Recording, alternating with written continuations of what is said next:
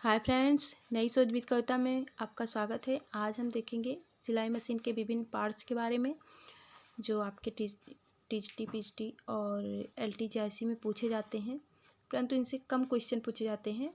लेकिन UGC net में बहुत सारे क्वेश्चन पूछे जाते हैं, यूजीसी के लिए इम्पोर्टेंट है। तो चलिए देखते हैं इनके पार्ट्स के बारे में। यहाँ पे आपको पार्ट्स के नाम लिखे हुए हैं, बस आपको इनके बारे में थोड़ा जानकारी देंगे।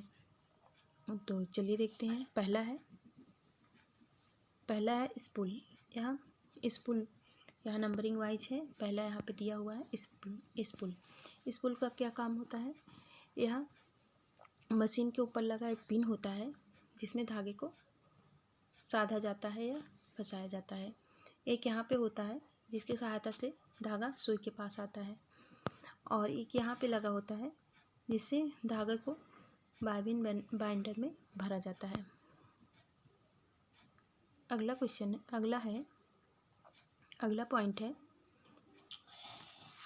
हथपहिया। दूसरा यहाँ पे नंबरिंग किया हुआ है, दूसरा हथपहिया। इसका क्या काम होता है। यह भी धातु का बना ही होता है। यह दाहिनी ओर स्थित होता है। इसको घुमाने पर सुई ऊपर नीचे करती है। अगर इसको हम नहीं घुमाएंगे तो सुई ऊपर नीचे नहीं करेगी। तीसरा है टेंशन रेगुलेटर। इसको तनाव नियंत्रक भी बोलते हैं। इसके दो भाग होते हैं, पहला टेंशन नट, दूसरा टेंशन डिस्क। टेंशन नट का क्या कार्य होता है। इसका कार्य होता है यह धागे को ढीला और कसा करने का काम करता है। टेंशन डिस्क भी एक स्प्रिंग की तरह ही होता है जिसमें धागे को लपेटा जाता है और धागे को ढीला और कसा करने का काम किया जाता है। चौथा है आपका थ्रेड टेक अप लीवर। इसका क्या काम होता है। यह धागे को ये भी फंसाने का ही काम करता है, सुई तक ले आने का काम करता है, और इसमें एक छेद होता है जिसमें धागे को डाला जाता है और धागे को ऊपर नीचे करने का काम करता है। अगला है पांचवा, इसमें है फुट नीडल बार। यह सीधी खड़ी छड़ या राड होती है जिस पर मशीन की सुई को एक पेंच की सहायता से कसा जाता है।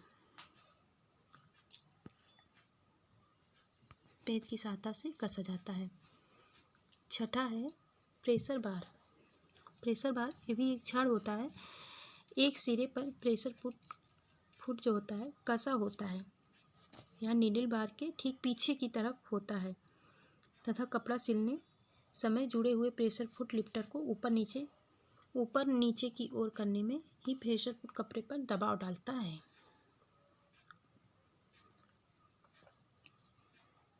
इसका काम हो गया दबाव डालने का। अगला है सातवां है नीडल क्लैंप। यह एक छोटा पेच होता है जो सुई को स्थिर बनाए रखने का काम करता है, जिसे ढीला करने पर सुई को निकाला जाता है और कसा करने पर स्थिर किया जाता है। आठवां है प्रेशर रेगुलेटिंग स्क्रू। इसका क्या काम होता है।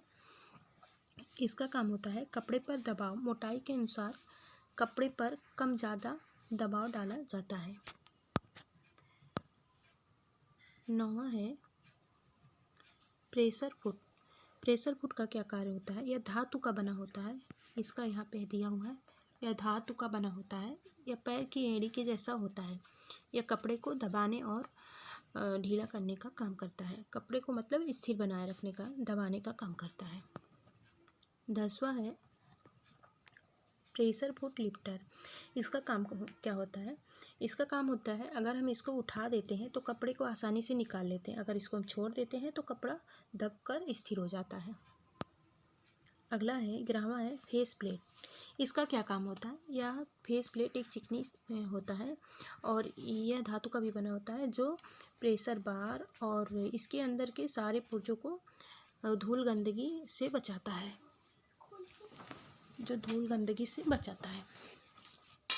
बराबर है थ्रेड गाइड। अगला क्वेश्चन है थ्रेड गाइड। अगला पॉइंट है थ्रेड गाइड। इसका क्या कार्य होता है, ये धागे को गाइड करने का कार्य करता है। इसके 3 होते हैं, एक यहाँ होता है, एक यहाँ पे होता है और एक इसके पीछे होता है। 3 होते हैं जो धागे को गाइड करने का काम करता है। 13वां है थ्रोट प्लेट। इसका क्या कार्य होता है, थ्रोट प्लेट होता है जो अर्धचंद्राकार होता है। अर्धचंद्राकार होता है, इसके बीच में छेद होता है जिसमें सुई ऊपर नीचे आने का काम करता है और यह कपड़ा रखने का एक चिकनी सतह प्रदान करता है। 14वां है फीड डाग। फीड डाग होता है, इस तरह का होता है, इसके अंदर दांत लगे होते हैं। यह धागे को आगे कपड़े को आगे पीछे करने का काम करता है। 15वां है बाइबिंग बंडल। इसका क्या काम होता है, बाइबिंग को भरने के लिए यहाँ पे एक बाइबिंग बंडल लगा होता है जो धागे को भरने के लिए होता है। अगला है stop motion screw. Stop motion screw क्या होता है, इसकी सहायता से हथपहिया को चलाया जाता है और उसको नियंत्रित किया जाता है इसकी सहायता से। अगर इसको हम लगा देते हैं तो हथपहिया चलने लगता है जिससे सुई ऊपर नीचे या सिलाई का कार्य होता है। अगर इसको हम हटा देते हैं तो सिर्फ हथपहिया चलेगा लेकिन सिलाई का कार्य नहीं होगा। अगला है स्टिच रेगुलेटर।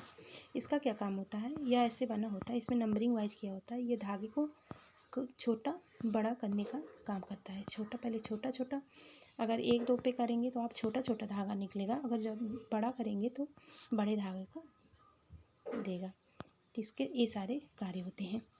इसमें हमने सभी आपको बता दिया है इसके क्या क्या कार्य हैं और इसके बारे में जानना ज़रूरी होता है।